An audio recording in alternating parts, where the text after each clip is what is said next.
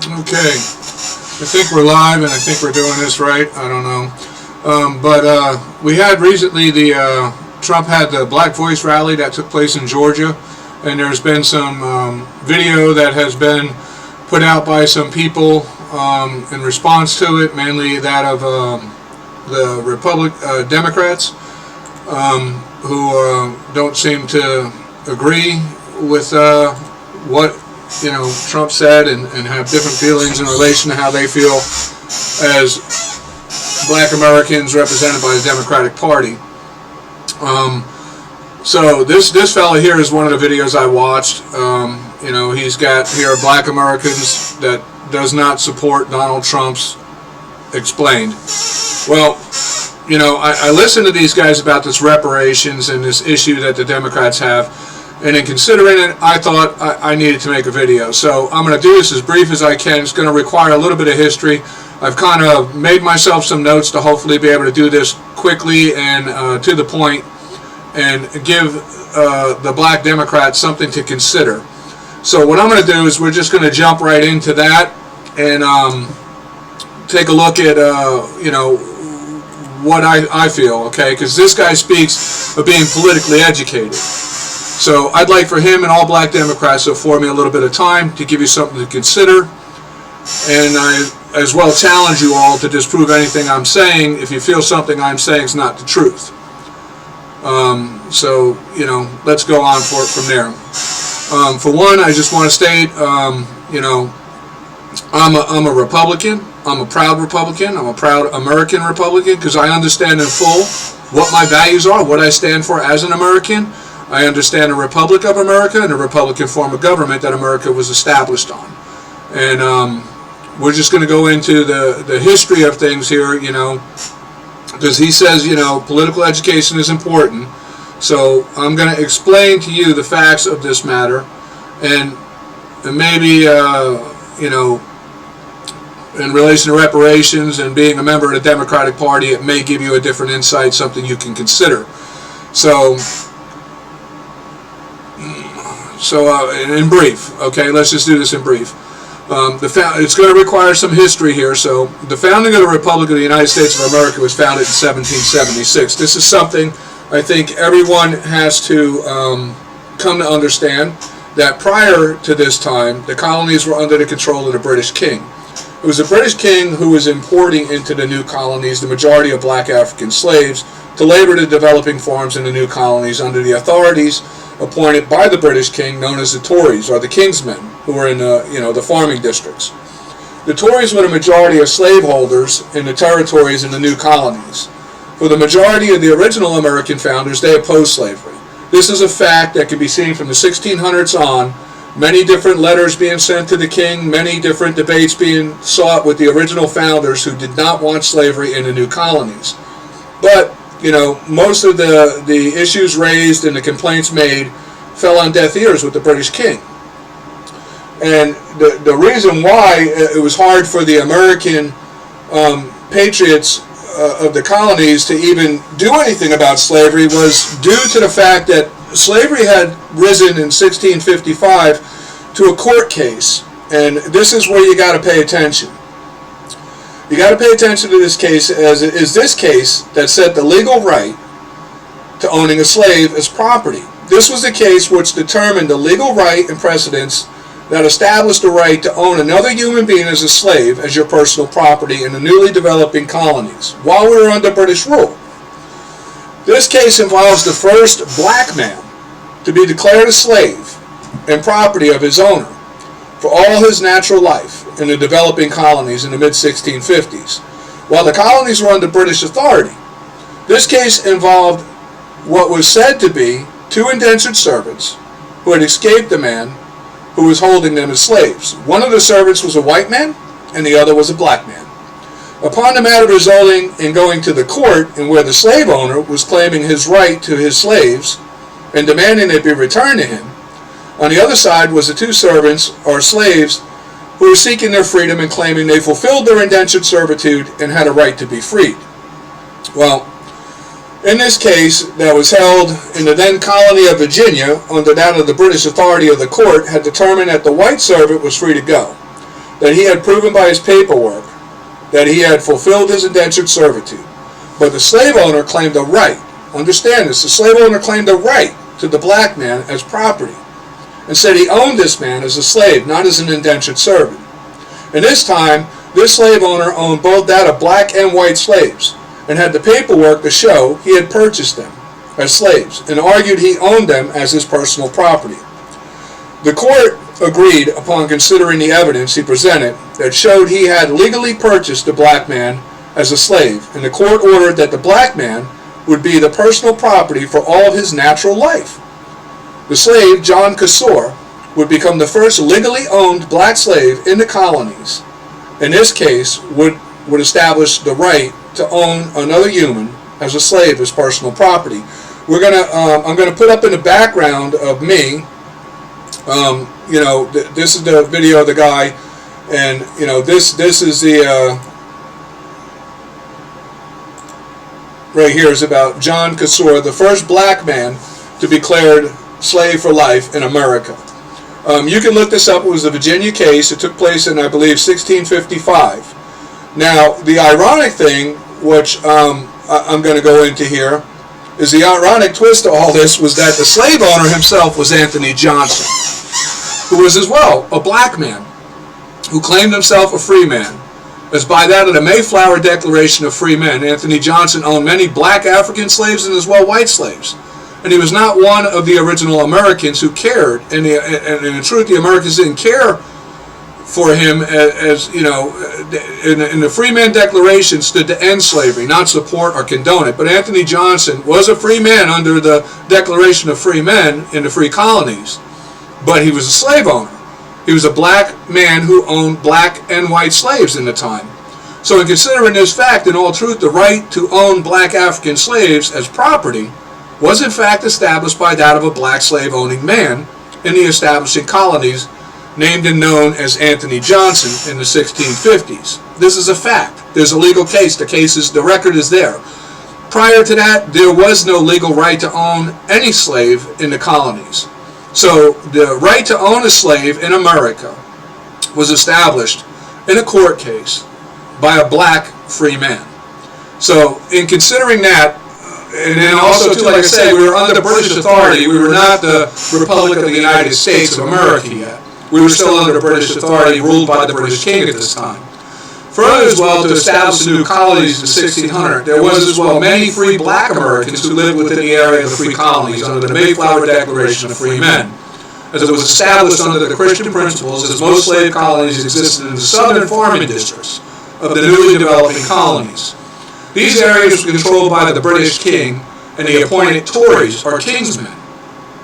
The Tories would become the governors of these colonies and the heads of authority over them. And the true American colonists had no say in what the Tories did, as giving them their authority was the British King, who at the time ruled the land. So, I mean, at the time you got to understand, this is before the Republic of the United States of America even gets to evolve, okay? The issues that went on with slavery with the new colonists of true patriot Americans that were opposed to slavery, this caused a lot of issues between the free men and the Americans in this time. As the true Americans opposed slavery and did not want it in their newfound land. And there existed within our historical archives thousands upon thousands, I know I've read them, thousands upon thousands of letters of opposition over a span of almost 90 years with the king, requesting he end and abolish slavery in the new colonies. These requests for all of that time just fell on deaf ears. They just would not acknowledge it. The primary provider of black slaves, too, you got to understand, most, it appears, in the Democratic Party are totally ignorant to history, totally ignorant to the facts, don't even consider them, won't even look at them. It's amazing. But the primary provider of black African slaves was the world's largest slave territories, known as the Mohammedans slave territories in that time. Today, that is known as the Islamic States. The Islamic Muslims are who founded the black African slave trade back in 640 AD. Think about that. 640 AD is when the black Muslims founded the black African slave trade.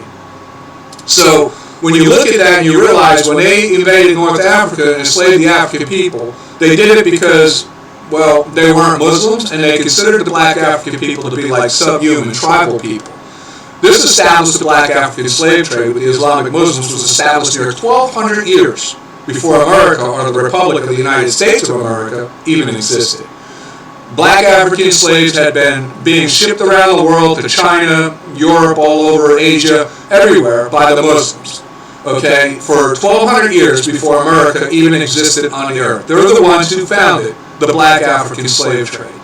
So if you're looking for reparations, you might want to look there. But you do have a claim coming soon, if you pay attention, on a possible party here in the United States that you could focus your attention at. So understand, in 1775, the true Americans had enough of the British king.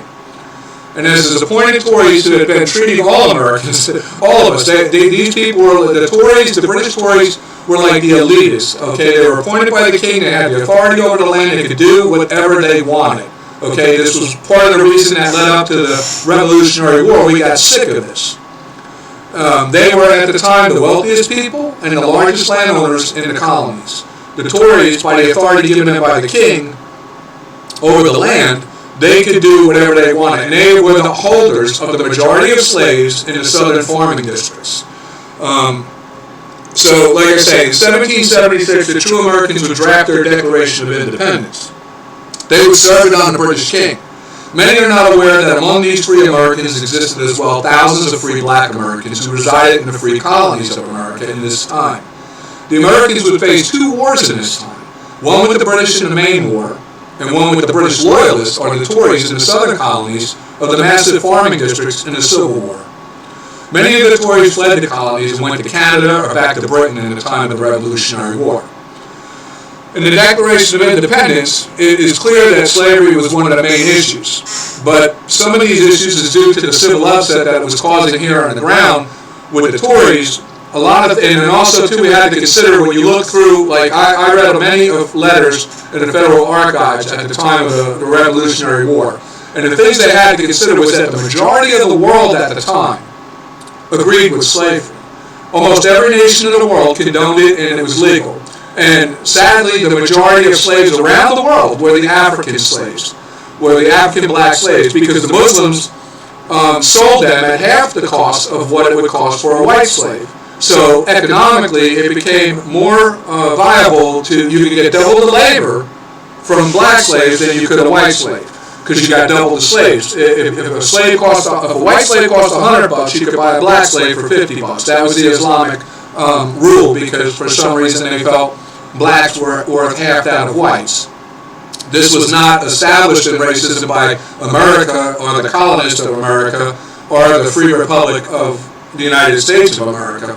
The issue of devaluing people on the basis of their color was something that was established with the Islamic Muslims in 640 AD after they enslaved North Africa. It was them who set the standard of slaves, and the reason by the standard they set in value on black slaves was why the black African slave became the primary slave of choice of everyone, because you could get twice the slave labor for the cost of what it would be for one white slave. It made more economical sense. You could get double the slaves for the cost. So that was why black Africans became the primary slave of everyone's choice. And, the primary provider, as I said, was the Islamic states. The Muslims were the primary provider of black African slaves for near 1,200 years before America was even discovered. So just take that into consideration. But anyway, in the Declaration of Independence, Jefferson sought to raise the issue with the British king in relation to slavery. It was the spread of these claims that incited even stronger the attacks from the southern colonies by the Tories, who were the majority of slave owners in the colonies at that time. They were not willing to give up their slaves. And seeing that these raised issues only caused further civil conflict, they were removed. But they do still remain in our archives of history. Jefferson wrote in those, "The Christian king of Great Britain is determined to keep open a market where men should be bought and sold, suppressing every legislative attempt by the American colonists to prohibit or to restrain this execrable commerce."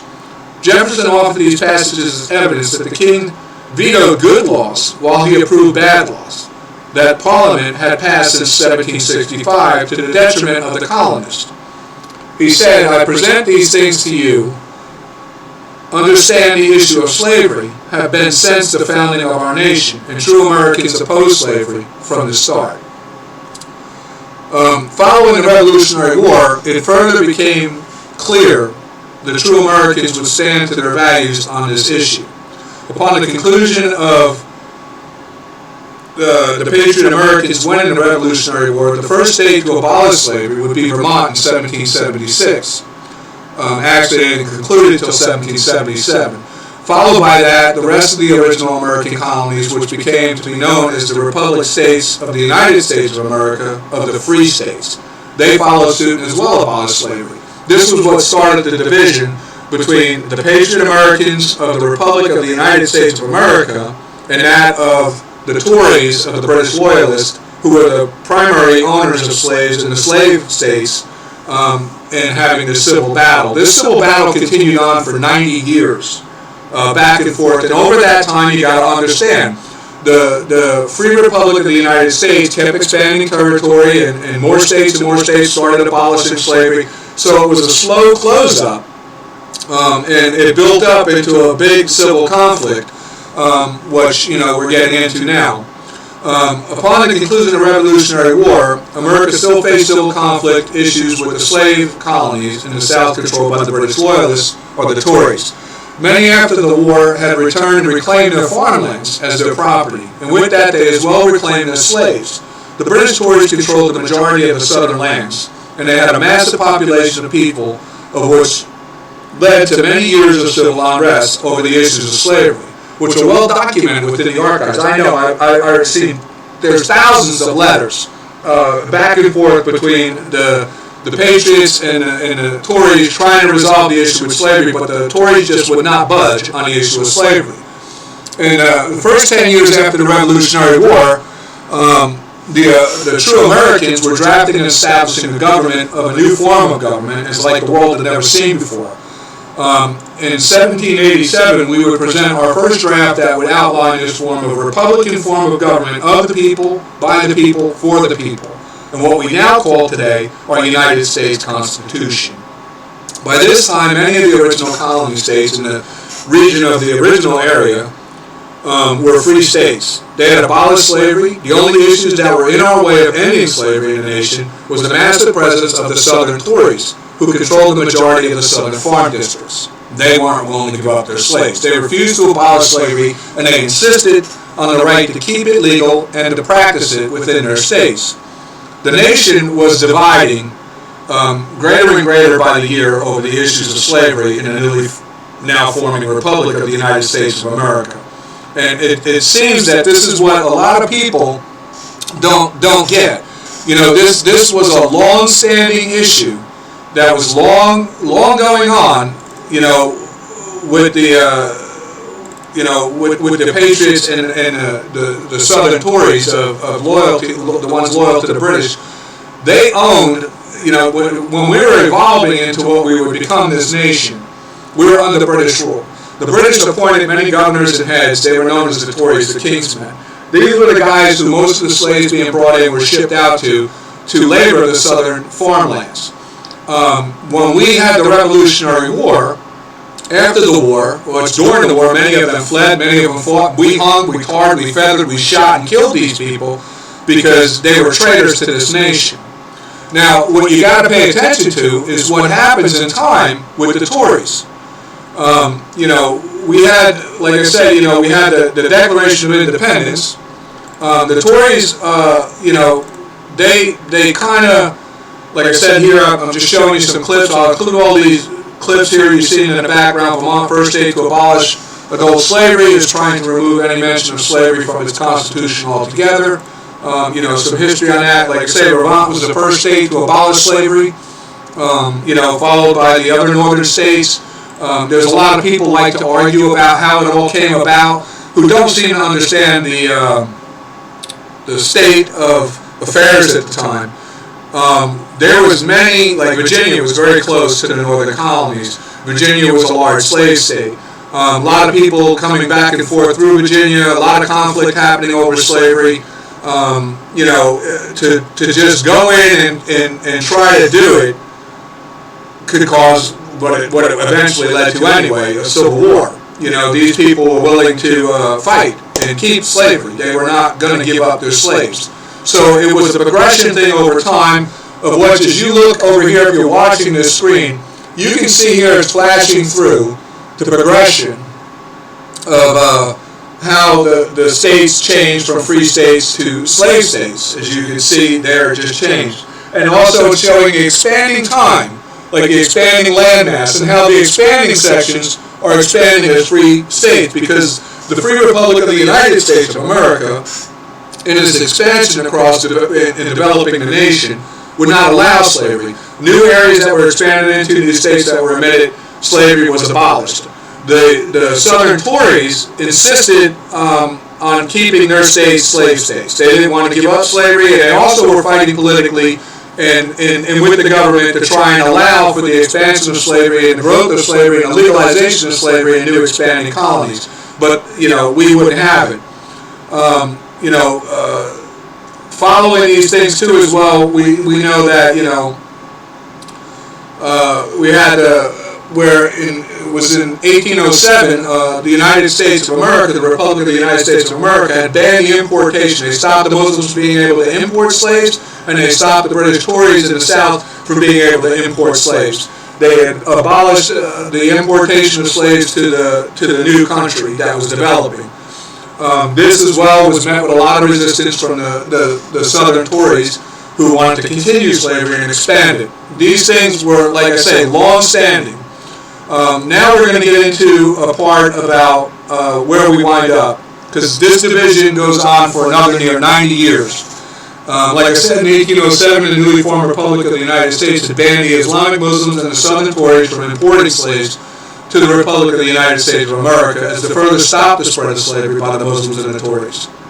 By 1820, of all newly expanded areas of the Republic of the United States of America were established as being free states. In other words, those expanded areas under the control of the Republic of the United States of America, all expanded and new states admitted, were free states. Slavery was abolished. We did not want slavery. The Tories were as established in seeking to expand their slavery practice into the new expanding nations. The Republic of the United States would not allow it, and persisted to expand that new states only as free states, and where slavery would be illegal and abolished. Now is where you need to pay close attention to the history. The Tories in the southern slave states, over the period of this time, had grown, and they had established themselves as a political organization. And in 1826, the slave states of the Tories formed their own political party. And this is very important for you to pay attention to, because the purpose of this party was to secure their right to slavery. It was a pro-slavery government party that would act as a government.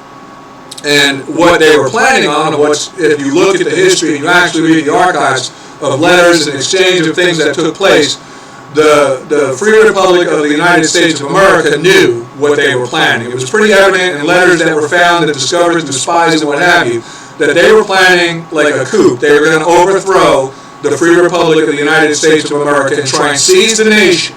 This is what the Tories were trying to do. And to do that, they established their own political party, and that party was the Democratic Party of the pro-slavery states, a political party established by the slave states of the Tories, who opposed the Free Republic of the Free United States of America, and who fought to stop the abolishing of slavery.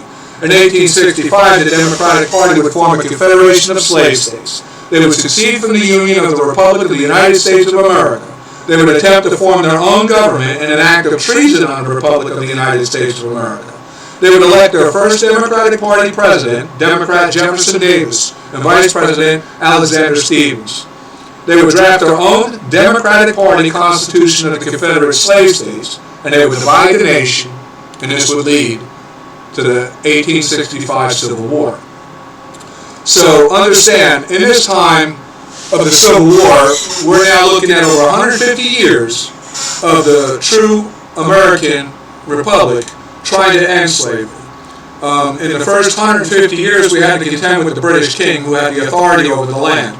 We had no military, we had no navy, we had no means of arms. It took us a while to build up a population big enough to be able to take on Britain, to be able to take control of our own nation.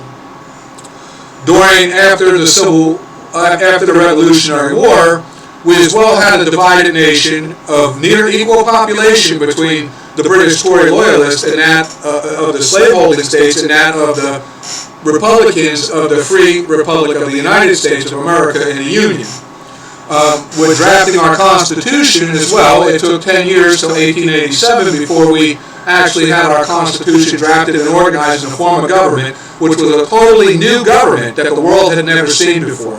The government of a republic by the people for the people, and it's something that the world had never seen before, a government that was subject to the people rather than people being subject to the government. And it took a while to be able to as well put this in place, especially being that the Tories of the South rejected the federalized, centralized kind of government. They were all about keeping things separate. They wanted state rights. They wanted each state to have its own right and its own government. And they were, because they knew that the centralized government was looking to blanket the nation with its laws.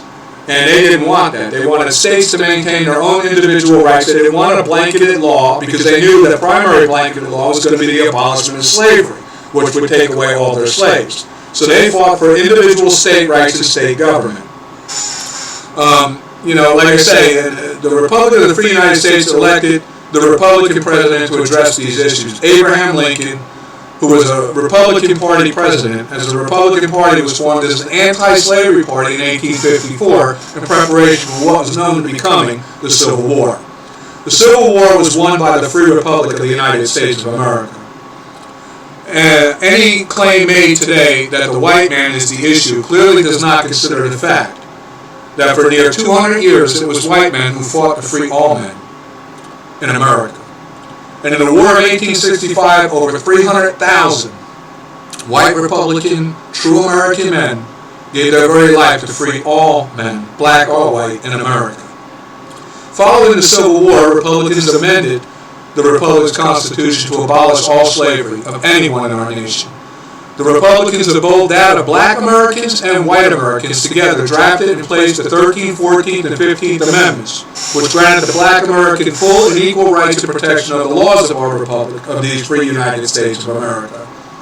These amendments passed the Congress and the House and became law by the majority vote of all true Republican Americans. The only opposition to these actions and amendments was that of the Democratic Party, who opposed all of these amendments. So it is clear to me, any black American, that it appears you're all ignorant to the truth of these matters. And I, as a Republican, say here to you, if you are to seek reparations, seek it with the party who committed treason and caused a civil war, fighting to keep you, the black American, enslaved. Those are the Democratic Party. And now, in fact, it was the Republican Party of these United States that ended slavery in that time. Paid a price with that of an estimated 300,000 white American Republicans, men who fought and died to see fit that all people, black or white, in the great Republic of these United States are free people. One people of all equal. That is the Republican Party way. That's why I'm a Republican. I've taken the time, 35 years of my life in time, to understand this. I know my values, my principles as a Republican. I know why I'm a Republican. I know what the Republic of the United States stands for. I know what our Constitution stands for. I know my place as a Republican. And to be honest with you, prior to recent times of the 1960s, the majority of black Americans were unified as one people with white Americans as Republicans. Time does seem to erase history, and time makes us somewhat ignorant to the understanding of the truth of history. We forget about history and things get twisted. And with the Democratic Party, they have a way of actually twisting history to where, if you're not wise enough to consider it and look into it, you just trust someone's word out. Like I'm telling you right now, don't trust my word. Look it up. Look it up. Go take the time and look it up. Okay? And if you find something I'm saying is not true, you let me know. Because I know it's the truth. I've spent 35 years studying this to be sure of what my principles and values are.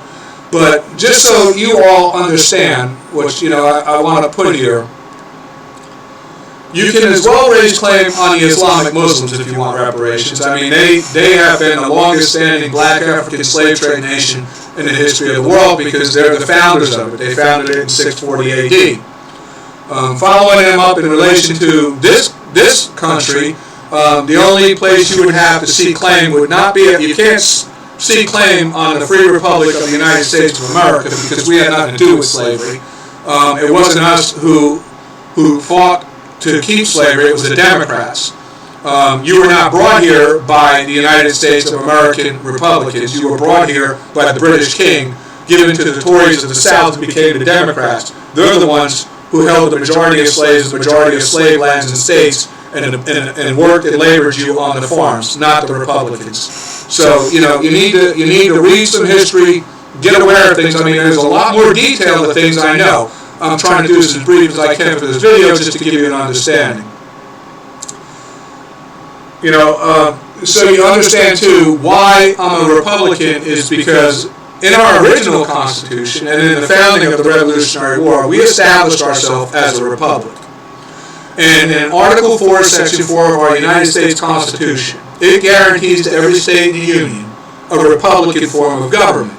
Understand, the Democratic Party, the Democratic establishment of the Confederate slave states, was a treasonous government that has no authority, no right to even be in this country. And that's another video to how they maintain to stay in government in our country. I'll get into that in another video because that involves Andrew Jackson and the assassination of Abraham Lincoln. But just so you know, the Democrats and the Democratic Party are mentioned nowhere in the Declaration of Independence and nowhere in the Constitution. The Constitution ensures the guarantees to every American a Republican form of government. The Democratic Party is a political party that was established to secure and expand slavery. And it was a treasonous party established to overthrow the Republic of the Free United States of America. We fought the Civil War with them, and luckily we defeated them. Because, you know, like I say, during that time, just to give you some names, some people you might want to consider, because there's many great black Americans, who are aware of this truth, and they fought as Americans to secure our great republic, as it was intended to be, such as Martin Luther King, Frederick Douglass, Robert Brown Elliott. Do you know these people? Matthew Gaines, Albert Hamilton, Jeremiah Harrelson. Okay, and I mean these are people I read about that I know. They were strong Americans. They were strong black Americans who were unified with true Americans in the Republican Party, pursuing the vision of making this nation what we intended. The only thing that stood in our way, stands in our way, and still to this day stands in our way is the Democratic Party. That's a party of division, confoundment. And the other thing most black Americans I would ask you to consider is just a common sense. The Democratic Party, as you know, they want to get rid of the Electoral College because they want a majority rule. And that's what a democratic established government is about, a majority rule of the elitist majority. And the thing I would ask you all to consider is, you're referred to as a minority with the Democratic Party. With the Republican Party, you're not a minority, you're a part of one people of all equal. There is no minority in the American true republic. There's just one people of all equal. Color does not play into it. We are Americans. Democrats, you're a minority. You have to ask yourself, how for the last 100 years have you expected to get anywhere being a minority among a majority rule party of nothing but white, elitist, racist, who control you, you look at the things with Margaret Sanger, the people involved with this, Hillary Clinton, Bill Clinton, the heads of today's Democratic Party. They praise people like Robert Byrd, LBJ, Lyndon B. Johnson. These people, which we know, Robert Byrd was the Grand Wizard of the Ku Klux Klan in Virginia. Okay, this is nothing hidden. They admit this. They know this. Okay, they praise this man. Hillary Clinton praised him as her mentor and hero. Okay, when you look at Margaret Sanger, founder of Planned Parenthood, there is no secret to this that this woman founded this for black genocide on the pursuit of killing off the black race. These are all supported issues this day of the Democratic Party. So don't tell me that the Democratic Party has changed its platform or has changed its ways, because that's BS. That's BS. These people are still very allied to the very people they were during the Civil War, the Islamic Muslims. They still support Margaret Sanger's Planned Parenthood for the genocide of black Americans. They have multiple members that are long-standing. They were the ones who founded the Ku Klux Klan. Okay? They were the ones who founded the Confederate slave states. They drafted a constitution, of which that's something I want to go into right now. I want you to consider that this fact of fact here that you should know.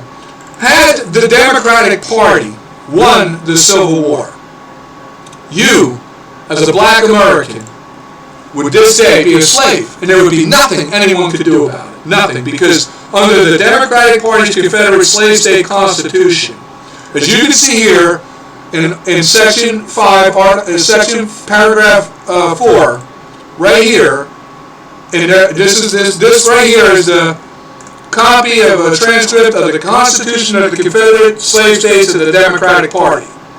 So I just want to show you right here when we come down. Article 5, Section 4. No bill attaining ex post facto law, a law denying or impairing the right of property in Negro slaves shall be passed. Do you understand what that means? That means under the Democratic Party, had they won the Civil War, they would have made it a constitutional law that if you are black, you're a slave. You're born a slave, and no law can change that.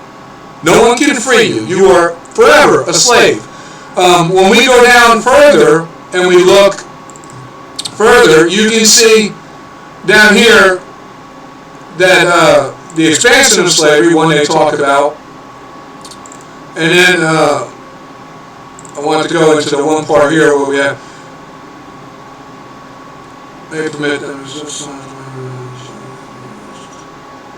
okay, right here, like here, in all such territories, the institution of Negro slavery as now exists in the Confederate States shall be recognized, protected by Congress and a territorial government. The inhabitants of the several Confederate States and territories shall have the right to take to such territory any slaves lawfully held by them in any of the states or territories of the Confederate States. They were planning to expand it across the country had they won. Okay, so, and that was their goal. And these people who are Democrats that try to say the Civil War wasn't about slavery, well, the only amendments you made to the Constitution was to protect your right in slavery and to expand slavery and to ensure that the black African people, no matter what circumstances, could never be free. And this is clear in your own Democratic Party Constitution of the Confederate slave states. And this is something every black American needs to remember, needs to consider, needs to go back and look into the facts of the truth and understand what a fool you are to call the Republican Party racist.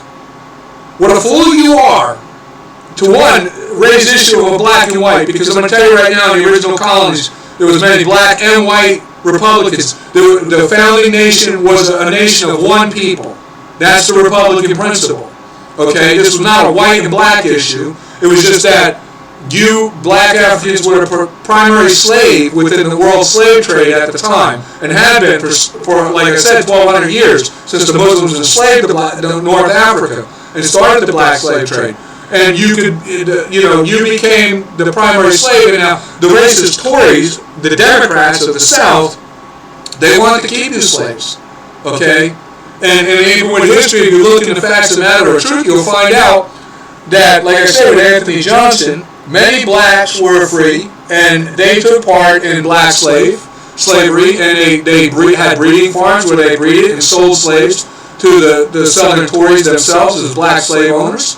The American Indians owned many black slaves, and they even as well breeded black slaves and sold them to the Tories, Democrats of the Southern farming districts. So, there's a lot of people to blame, including blacks themselves.